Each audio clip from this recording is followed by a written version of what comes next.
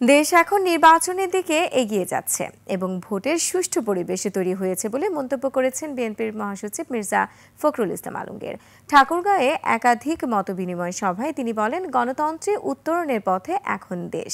ঠাকুরগাঁও প্রতিনিধি এস.এম. জসিমউদ্দিনের তথ্য ভিডিওতে ডেস্ক রিপোর্ট। বিশ্বের সর্বাধুনিক প্রযুক্তিতে প্রস্তুতকৃত Arik silver wash detergent powder 500 গ্রাম মাত্র 70 টাকা। রিমার্ক।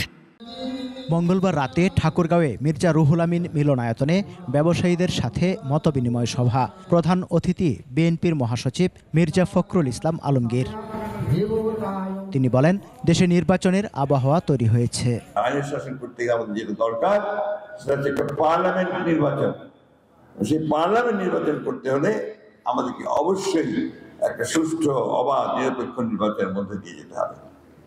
সেই সময়টা আসছে এবং এটা আগামী 26 ফেব্রুয়ারি মাসে নির্বাচন অনুষ্ঠিত হবে।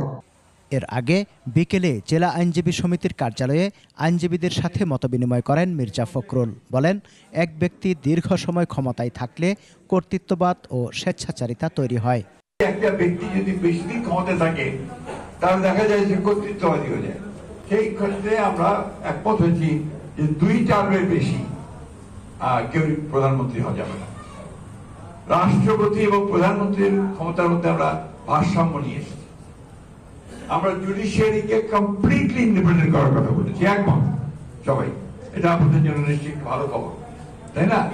তো এই বিষয়গুলো কিন্তু একটা কোয়ালিটেটিভ চেঞ্জ বাংলাদেশের রাজনীতিতে আসে।